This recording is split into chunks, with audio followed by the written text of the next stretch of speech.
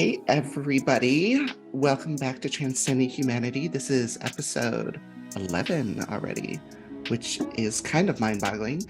We originally had a guest lined up for today that isn't Lisa's dog, but hi, Lisa's dog. Hi, Luna. But the guest didn't show up, so I just did a quick call to action on our Discord, and Devin popped on. So welcome, Devin. And so quick introductions from everybody. You know me, I'm Vanessa, I'm the executive producer, and yeah, so whoever wants to do another quick hi next. Okay, you gotta select me because I'm like, I can't see anybody else but you and I. Oh, really? Oh, yeah. Yeah, so Taryn Tally. I've been in marketing and design forever. I feel like it's been over a quarter century, and I think it has. I love being a positive voice for the community at all my intersections, and I am thrilled to be on another episode of Transcending Humanity with my favorite eyeshadow girl, Vanessa. Thank you. Devin. Yeah, I'm Devin. I work in financial services and compliance for my day job, and I run Trans Rally, which is a membership org. Happy to be here. Happy to hop on too. Sorry that the person wasn't able to attend this time. I was just going to tell people to be sure to look up Trans Rally. I'm going to have a link in the description. Wonderful organization. Devin pours their heart into it. So be sure to check that out and sign up for membership. It's not too expensive and it goes to a really good cause. So sorry, go ahead, Lisa. No worries, no worries. Hi, Devin. It's nice to meet you too. Nice to meet you. I'm Lisa Magnuson. Yeah, it was my guest that was supposed to be here. I don't know what happened, but time zones are always crazy. So especially when you start getting further, like Taryn's in California. So, you know, it's much earlier for her than it is us. So I'm the mama bear, or one of the mama bears of the group. I'm an ally, and I love being on this show. It makes my mine too. Can I say it? Can I say it? Say whatever you want. This is the shoot the shit episode. It's time to shoot the shit. Yeah, it is totally fun to shoot the shit. So we don't have any real why is my brain not working? My brain never works. We don't have any topic on this episode. This was actually planned to be for next week, but here we are. So let's just talk about shit going on. Trump was just indicted. Yay. Yeah. We all know that probably absolutely nothing's going to come from that, and his base doesn't give a flying fuck because he's rich. I honestly don't know what would make his base turn against him at this point. Like he could, I don't think anything will. He could strangle a baby on live TV and they would still like them or like him. So I mean, he said it. Shoot someone on Fifth Avenue. Yeah, I mean, exactly. Hi, Luna. We have more people. We might even have even more popping on. So hi, Luna. Say hi really quick. Hi, everyone. I'm Luna. I think I've met two of you. No more than that. What is in the background? This is an antique 1895 walking suit. That's so cool. So, I love it. Yeah. That's she awesome. Needs to be pictured, sized, measured, and I love your hair clip. Okay. So yeah, Luna, we were just this is just a completely spur of the moment. We honestly have no idea what we're doing. Shoot the shit episode. So I had just brought up the Orange Menace. No relation to the trans menace over here, Taryn, and the indictment. So what do you all think about this crazy bullshit that's probably going to have no impact on Republican base? It hasn't before. Yeah. Personally, I mean, reading the indictment, this is some serious crime. It really is. Significant crime. Like if members of our military did this, they would be in prison for life. Yeah, if not executed.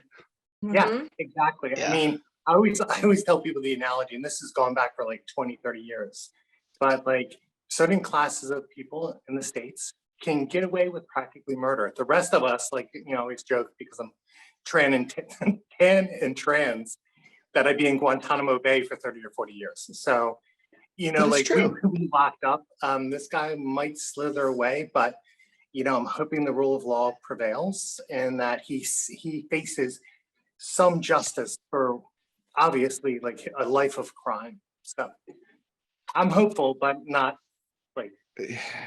Yeah, it's. I heard someone say his drag name is now Anita Pardon. I thought that was Giuliani's drag name. Oh, okay. I If he's gonna mean, need one. yeah, Giuliani. Remember when we like looked up to him back on September 11th? And like we're 2 like, oh, yeah, like what a leader. What happened? Now he's in a He let it go. Borat Was movie that- trying to get a girl to suck him off. I mean, That was so cringe. it really was. But I mean, that's the thing, I always laugh. Is it from The Art of War? When they talk about power corrupts and absolute power corrupts absolutely. Is it Art of I War? don't think it was Art of War, but it's got to be But from you know somewhere. what- else. Yeah. Yeah, but I mean, it's like, oh, I can be this, I have this. And it's not just in our politicians, it's throughout society. Because we have that, I saw that in education all the time. Oh, I can imagine. A little bit, they move into a vice principal or they move into central office and it's like poof, their brain just goes. Well, just the school boards can be absolutely insane. You see so much bullshit going on school boards across the country. Speaking of school boards, did you see the teacher in Florida who laid it all out and said, I'm not the only one that's going to be doing this? No, what About happened? quitting? Oh, he rammed the school board. He was like, you are not providing us as teachers a safe haven. You are not providing our students a safe haven. And you're telling me I have to out somebody when I'm trying to protect them. What is that showing them? I mean, and I was like, that is why one of the reasons I quit teaching. It's the parents and the school boards. And then there was a young lady who addressed her school board about banning. And I'm talking high school student. She was phenomenal. And it was like, you want to ban books, but you haven't even read them. And it's like you're reading short pieces of them and throwing this big old hissy fit. And I'm just like, if a book makes you uncomfortable, that means you need to be talking about it so you get into a comfort and be able to, because that's growing. Yeah. And, Because and then there was another dad in Virginia Beach, that rammed the school board because he has a trans child. And he goes, I send them to you with the hope that they're being protected and you're not. Yeah. So I have to sit and undo damage that you have caused. Yeah. So It's funny because half of the craziness that happens at these school board meetings don't even make national news. And I was telling someone the other day about a situation at my children's middle school, and they were just like, do you need help getting out of Florida? And like, they were genuinely asking, they're like, you should move XYZ because like, this is insane. I was like, you guys have no idea how crazy it is down here. Just the other day, my husband got a call from the school and they're like, oh, your child so-and-so. And my husband replied, yeah, he's there, he's being bullied. So we would appreciate if you guys, took care of that. And the school's like, why do you keep calling them he? We're talking about this child. And my husband's like, yes, you are talking about this child, and he goes by he. And the school board, the teacher or whoever it called was so upset. And they were just like, that's, and I'm just like on a daily basis, the hoops you have to jump through I'm not trans myself, obviously it's my child, but like I'm scared for him every day he goes to school. Like, is he coming home today? And it's just, and you're right, Lisa, like the school board meetings are absolutely insane. And like I said, some of the really crazy ones don't even make it to national news. And we have parents screaming, we have parents crying. If like you go to these meetings, you'll see that the majority of the parents are like, don't do this. And the school board's like, screw you, we don't care. And they will do whatever they want because you can go and you can plead and they will just look at you and be like, oh, we've already made our mind up and we don't give a damn what you have to say about it. Yep. So, That's exactly the truth. No, for sure. I mean, I think with the book burning, sorry, that's coming next. yes. The book banning. Definitely. I think with the book bannings, I saw an interesting stat. I can't remember where it was, but like they were saying that something like 40 or 50, maybe even over 50% of people report more than one book, right? And these are habitual, these are astroturfed movements. So I don't know if y'all remember, because I'm old. So the teabagger movement, I call it the teabagger movement because that's what they are. So they weren't the Tea Party movement, it's the teabagger. Look it up, people. Google it. You'll see why. So with the teabaggers and their astroturfing, we're seeing the same thing with the book banning. Guys, burning again. Jesus, I'm like foretelling the future. But with that, having those small, angry, hateful dissenters, right, are making a huge impact on everyone else. I mean, it's like tyranny from the minority is accurate, but I don't even think it goes that far. Like we're talking about so many, like so small of a number of people who are so virulent in their hate and their emptiness and their lack of empathy and the smallness of their character, that they are just making it bad for everyone that they can. I mean, even in like Southern California, like they had hundreds come out for that one thing and they were just acknowledging Pride Month in a school district, like they've done 5 years before. And you had the wackadoos come right out, that small, vocal, hateful minority, right, to push their opinion, their agenda of like just hate and separation across. And I mean, and giving them a platform is just, it's nauseating because I feel like all of our allies, right, and people come up and they'll speak at these board meetings or they'll speak or whatever. And it's almost like they just have to do it because it's like they have to hear from other people besides the vocal, angry mob. But it's like the vocal, angry mob knows how to manipulate the system. Yeah. I mean, Yeah. got to like, I mean, not all of us can be visible, but we got to get out there in droves, Yeah. right? And We just, do.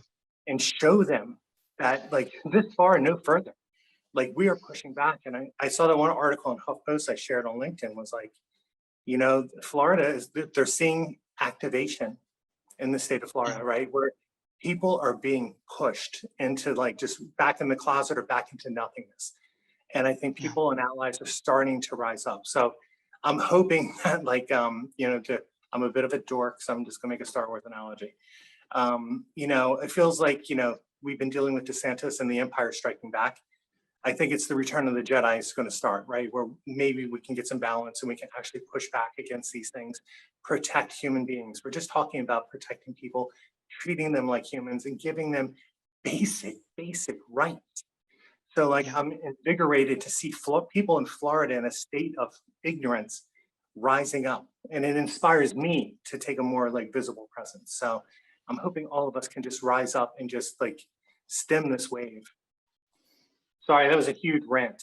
Yeah. No. That's great. good. I had a brain dropping, to borrow Do a it. phrase from George Carlin. But I'm a little more jaded too, in that I think that personally, and this is like, I watched Succession, great show, because it kind of, I think, shows a little bit of how the world of the uber rich works, even if it is kind of dramatized. But honestly, I think that it's just a game to them, literally. And it's literally these people are just pawns, and they're like, okay, cool, this is a way for us to get power.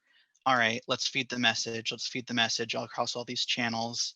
Let's get people riled up so we can get more power. And they've kind of taken over the wheel, so to speak, of the right in the political bus that's going. And the other people, I guess, who are ideologically different have lost the wheel, so they're kind of just not really important anymore. And it's just like everything that we do needs to be scientific almost, in that we try to do certain things, wait, and then see whether those things have a positive effect. And if they do, continue them, or do things, wait, And if it does nothing, then that's kind of a waste and a black hole of energy that we're putting our energy towards. And that's, I guess, just my piece. And I think that in some ways, partially, my opinion is as well, a lot of energy is spent trying to shame people who don't have shame. And yeah, That yeah, you just nailed it right there. Because they don't.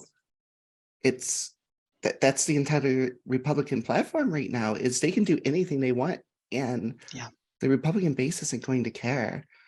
So like pushing back is, as everyone's been talking about, that's you're seeing in the school board meetings, in state legislature, there we goes, hearings and stuff like that, where the proponents of the hate are given tons of time to talk, and then the people trying to push back against this, people like us who are like, we just want to fucking live, okay? Is it that hard? And they're getting silenced, but they're not going to be able to silence us forever, because there's more and more and more of us becoming vocal about it. And if there's people quite literally like trying to bang down the doors of that they've locked them out of in the legislature, that kind of stuff happening, like they're not going to.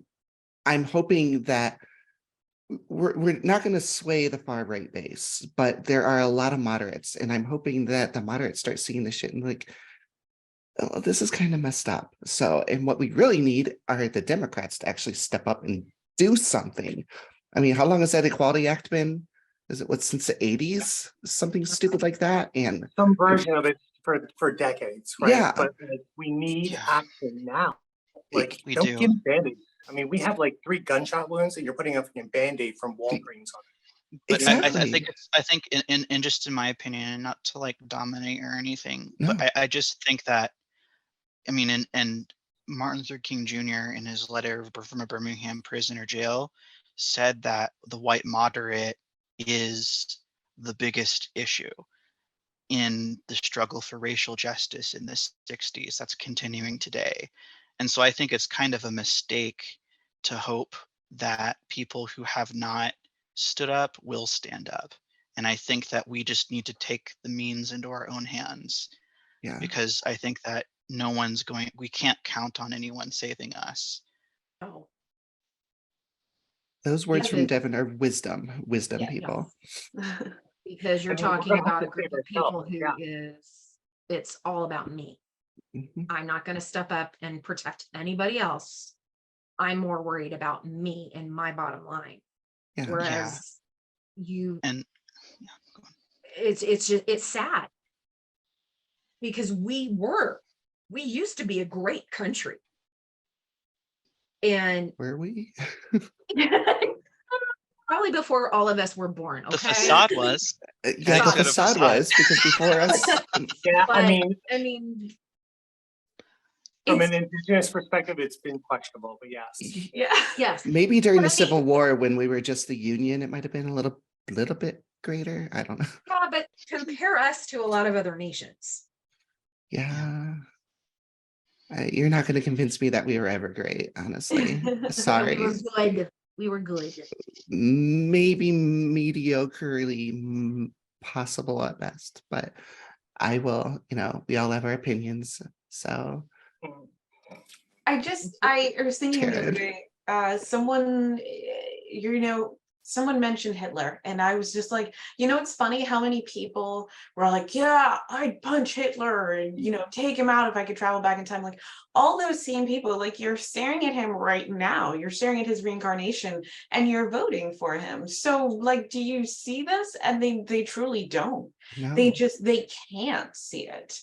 And, as someone who unintentionally was with someone who did not realize he had a favoritism towards his own race, and all other races kind of seemed lesser to him unintentionally.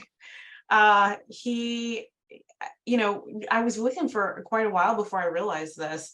And he himself, it's been 15 years and he's still struggling to fight he's like, oh, that's how I was raised, this is what's right. It took me 8 years to convince him that the Civil War wasn't about states' rights. 8 years.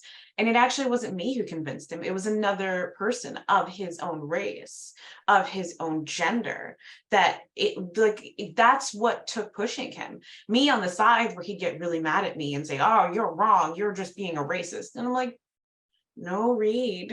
I read. Do you read? You should read. And he's like, oh, that's not what I learned. And it's just like, okay.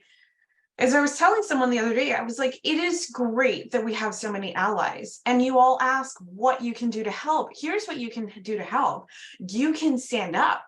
You can educate the people around you. You can say, being trans is not a problem. Being non-binary is not a problem. You are making a problem that doesn't exist. They are a human. You're a human. What's the problem? We all bleed red. We all have organs. We all use our heart to live. Like, we are all essentially the same race, just as humans, human race. And people don't see that. So what we need from our allies, what we need from people who are just, I don't know what to do. You talk to the people around you. You call them out when they are saying something that's homophobic, transphobic, anti-LGBTQIA. You call them out, because you calling them out when they see you as a peer, as an equal, that's going to make so much more difference than people of the LGBTQ community going after them, because they're not going to listen to them. They're already seen as less of a voice. And it's crazy. Well, I mean, small actions add up, right? Mhm. And those small actions could be anything, like Mhm. cutting out toxic people in your life, right? Standing up, volunteering. Like, the one thing I try to get across to my social media is, like, there are plenty of things to do. So if you're an ally, I'm using my air quotes, and you're like, what do I do? You're not trying hard enough, and you need to look at the definition of ally, okay? Because it's about boots on the ground. It's about going, like, I mean, you don't, like, Pride is great and you have parties and marches and stuff. I volunteer at Pride. I volunteer to get on the safety team, right? To make sure the community is okay, right? And that everybody's having an amazing time and we're having this huge community and this experience and everything. Like, volunteer, donate money, right? Like, stop somebody in their tracks, report a transphobe, report somebody who's harassing somebody for no matter what it is, right? Their ethnicity or their religion or whatever it is, right? Like, we have to stop thinking. I think, Lisa, you touched on a little bit about, just like that me, right? That's the colonizing capitalistic BS that America has been thriving on for 2 centuries, right? And probably longer, because I mean, colonization kind of had a capitalist twist too, all about revenue for the crown. But, it's like we have to break away from me, right? And Luna, to your point, it's that human species, right? And race is a construct. Like, it's just like we're all the same being, like, without, like, no skin, we're all the same. Okay. We got similar organs, we got similar features, stuff like that. That kind of stuff was created out of colonization. And I find, like, a lot of the transphobic stuff that I run into, even in the indigenous community sometimes, is from that colonization piece, right? There's a Christian kind of colonization capitalistic thing that I think taints a lot of the stuff that we see. And we've got to kind of decolonize ourselves, right? And realize that, like, for us who are trans, we've been here for millennia. Two-spirit people have existed before Western society was formed, right? They were Only not through their held. own. They were Yeah. revered. They were revered. Exactly. Yeah, Sorry. I mean, it was like that. No, it's fine. No, please. Thank you for adding that, right? It was like we had a position, not of power, but of healing, right? Of leadership, of helping, like, provide a different view or an angle, right? By channeling both spirits, right? That all predates, like, modern Europe by centuries, millennia, right? And it's like, so if you're running around saying, well, hey, when I was in, like, 1958 going to high school, I didn't know there was no trans people or gay people. I'm like, yeah, there were. They were so terrified. They were buried in closets so deep, wrapped in lives that were not their own, right? Out of fear of rejection, out of fear of unemployment, out of fear of poverty. Like, what we have to go through in this journey, and I'm going to stop right after this, but what we have to go through in this journey, right, is like we have always been here.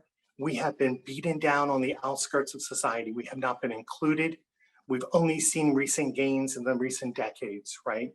But it's like, there were people in your 1959 high school class, I can guarantee you, that were trans or were gay or whatever, right? They were just scared to death. I know in high school, I was scared to death as I was unpacking my thing. I mean, it's like, we have to acknowledge that this has existed. This is not a new thing. And Luna, to your point about Nazis, one of the first attacks they did was on the first gender clinic in Europe, right? Yes. There are trans women who were murdered in the streets and their bodies never found. This is the fascist playbook. We're seeing it in Florida. We're seeing it throughout the country, right? They attack the difference. And like for the Nazis, that was it. And they burn a lot of trans, non-binary, gender non-conforming history when they did that. That's what people need to noodle on. Sorry, I'm going into these intense soapboxes, you know, for Yeah. this. Oh, like, no. That's- this I brief on- appreciate your thoughts. so, Yeah. sorry about that. That's what we're here for. That's Yeah. what this is. I And know I will say Vanessa's too- heard this a couple. Oh, You're fine. Sorry, I didn't mean to cut you off. okay, that's okay, Devin. I'm gonna tag on to what Taryn said about the 1950s, and I know Vanessa's heard this. My dad was in the military. And he knows. He had officers. He was an NCO. He had officers that were married at the front, but were gay in the back. You know, they hid that. They were downtrodden. They would lose their commission. They would, you know, society, that would have been at the time, you're going to Leavenworth, you know, because you're not officer material or you're not soldier material. And I mean, even from an ally standpoint, and I'm agree with Luna and Taryn, any little thing you do to boost the community of any marginalized community, keep doing it, because that will become habit. And as soon, when you've got that habit, you're going to start making people see, oh, hey, that person just stood up for that. Maybe I need to do that too. And that's why, you know, I constantly on LinkedIn, when I see people, I'm like, hey, you want to talk about allyship? Come talk to me. You know, ping me, private message me, whatever. I'll be glad, because this podcast was, I had talked to Liam because I had a dream about it. And I said, I just don't know anything about how to do it. And I will thank God for Vanessa every day, because she took off with it. And it's one of those things where I try to come as often as I can. But this is my happy time. I'm like, oh my gosh, this is a community of people I love, I cherish, I claim you as family because of your differences. Because I've always thought that if we were the same mold all the ways through, life would be so freaking boring. And I'm tired of my family being shoved into closets and ground and not even having documentation of where they died.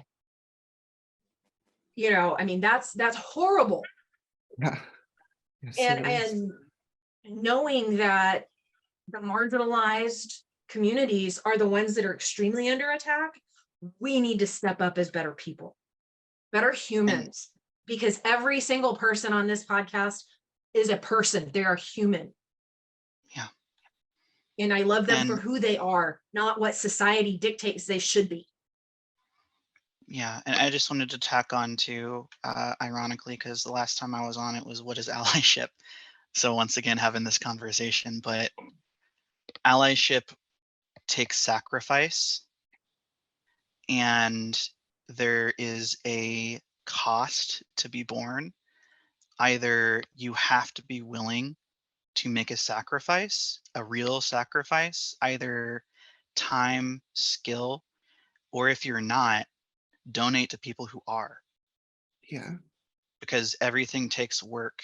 You can't shout, because you might as well, I guess, without backing that shouting up, be shouting in the middle of like the Pacific Ocean, you know? And so it's like, that's, I think, where there's somewhat of a disconnect as well, because, you know, I can get 25,000 impressions on a LinkedIn post or whatever, but what does that truly amount to? You know what I mean? And Yeah, so just wanted to say, Does that 20,000 equate 20,000 allies doing something versus yeah. just saying, oh yeah, I agree, or I like this. Take action. And I mean, is that 25,000 going to anybody that is outside of the normal circle of people that sees your stuff? That's the other thing, because the algorithm generally doesn't throw a conservative person a bunch of queer content unless they're interacting with it. But the follow-up on, I think it's something Liam shared, somebody shared, but if you're an ally, if you consider yourself an ally and you're not getting hit with the same rocks that are being thrown at the marginalized community, you're not standing close enough. And I think that's a really good way of putting it, honestly, because it's Love that. so I wanted to say something to kind of touch on what Taryn said, how we are all pretty much the same underneath our skin. And we've talked a lot about how I'm not going to try to rag on religion too much here, but just going back how since a lot of the stuff going against us right now is brought on by Christian religious extremists, which I'm sure we can all agree that's happening. To touch on what Taryn said, the Christian religion has a lot based around Adam and Eve, which means that we're all supposed to have come from the same two people. So how are we actually different if we're actually all technically related? It's just kind of mind-boggling, So how did white people get considered superior? I don't see it. We're pale. We can't go in the sun. We're, so yeah, that I have no idea where I'm going now, but When you said that with the Adam and Eve, right? Like when I was a kid, like literally 10 or 11 years old, I still realized, I was like, wait a minute. So the mom had sex with her children? I'm like, when I mhm, did that, I was like, ew, that seems wrong. Like, I mean, I was like third, fourth, fifth grade, and I'm just like, ew, this is kind of gross. I'm like, ew. I I've mean, read through a couple versions, and if you read the whole Bible, you will have so many more questions than answers. yeah. it's You know, cringeworthy. Wes I'm like, and I, who talked about Sodom and Gomorrah, was it you and I that had that discussion?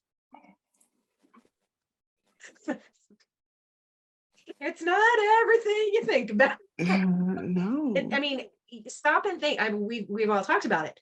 It is that whitewash of history, Yeah.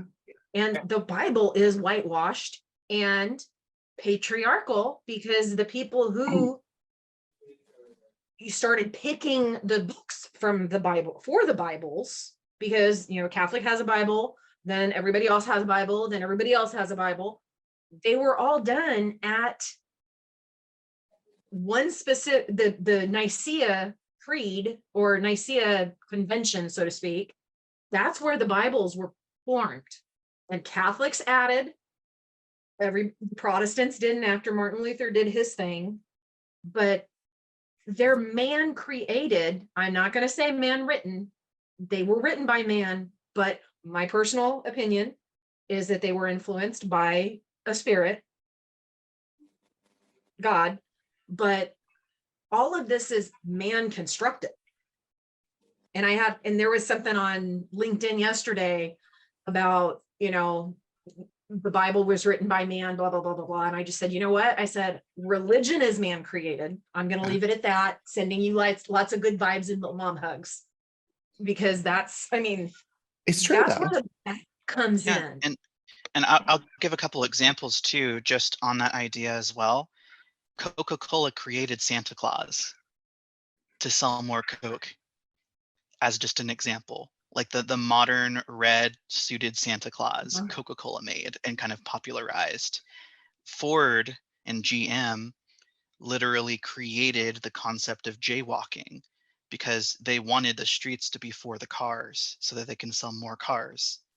So everything that we live in generally is there. If someone can make a business case for changing society's opinion, then they'll do it. Same Mhm. thing too, you'll see with, in my opinion, like right of repair and software subscription as a service. The corporations are like, does it make sense for you to now own the thing that you bought? We want to own it, let it live in the cloud, and take that power away because it's a recurring revenue stream for everybody. And that's, you'll see in the next 10, 20 years, you'll own less and less stuff because that's just something that was decided by the cabal, I guess. It just makes good business sense. And they'll try to change culture to accept that. And so if Coca-Cola can create Santa Claus, I feel like we have the power to propose an alternative.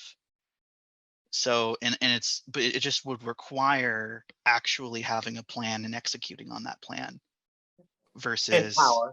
Yeah. and power, and Power. power, and And power. visibility. Yeah. Yeah. So just wanted to say those are just a couple of examples of how we live in a society. Now We cue like the Joker dancing. live in a society. We are, I mean, I don't know who else listens to the Young Turks a lot. I mean, I fucking love them, but one of the main things they talk about is how this entire company, this entire country is just run by corporations. It's just everything is just all the politicians, both sides, or not all of them, but many of the politicians on both sides are bought and paid for. So that's just, yeah, I wanted to bring up one last thing on the religion thing, which for the atheist girl, it's kind of, but Christians, next time you go to church, look at the picture of Jesus on the wall. If he's a white guy, ask your pastor why.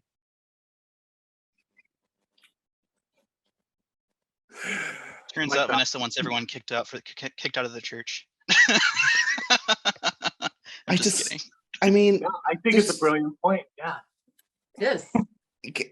why would there be one white guy born in the Middle East? Middle East, that's, Yeah, so Well, Jesus and- wasn't white. I don't know if it was our conversation on a couple episodes or whatever, but I have always said, you cannot tell me in the group of 12 of Christ's disciples that they were all straight. 12 guys roaming through the desert together. 3.5 years of ministry. Nobody ever says anything. Oh, they I were mean, ministering to each other, all right. Well, and my whole thing too, and I probably would have gotten excommunicated for this had I said anything, but Da Vinci Code that Tom Hanks was in, the theory that Christ and Mary Magdalene were a couple, that wouldn't surprise me. Mm-mm. Would not surprise me. Just like, because, and this is where I get on my soapbox, and I'm not going to, but this is why I practice agape Christianity, loving everybody and not saying, oh, well, you really, this is wrong. Okay, yeah, that might say it's wrong, but look at how Christ acted. Yeah, He accepted everyone. He loved everyone. yeah. And it's not your position here to do what he's going to do elsewhere. And I can bet you he had a lot of sex, sexual intercourse, probably outside of marriage. He was probably just doing all kinds of sexy things. And don't forget, he's a brown socialist too. Exactly. So- Yeah, that too. Yes. So He's a Brennan socialist. embraced by the white fascists. Yeah. Okay. I always thought like Res Dogs that so Reservation Dogs on Hulu. So my plug for one of my favorite shows. That Vanessa, you need to watch. I've started watching it. When Which one of one the is it? characters walks into a church, Reservation Dogs. Okay. So one of the characters walks into a church. He's like, "Hey, what's up, white Jesus?" Like that's just how it is for me. Yeah. Right? When I go in there, it's like, "Yeah, hey, thanks, white Jesus, for nothing." Yeah, exactly. We are. also- Go ahead, Devin. There's also a really funny comic too. I think it was Stephen Colbert or someone like that who did Supply Side Jesus. And there's a really good YouTube video if you just look that up. It's like a little comic that's like it's read, I think, by some comedian. I forget their name, but it's really funny. And so it's kind of just like talking about what if the Jesus that Republicans believe existed, what he would actually say. Mhm. And it's supply side Jesus. It's really funny. I highly recommend it. Supply I'm side definitely Jesus. Googling that now.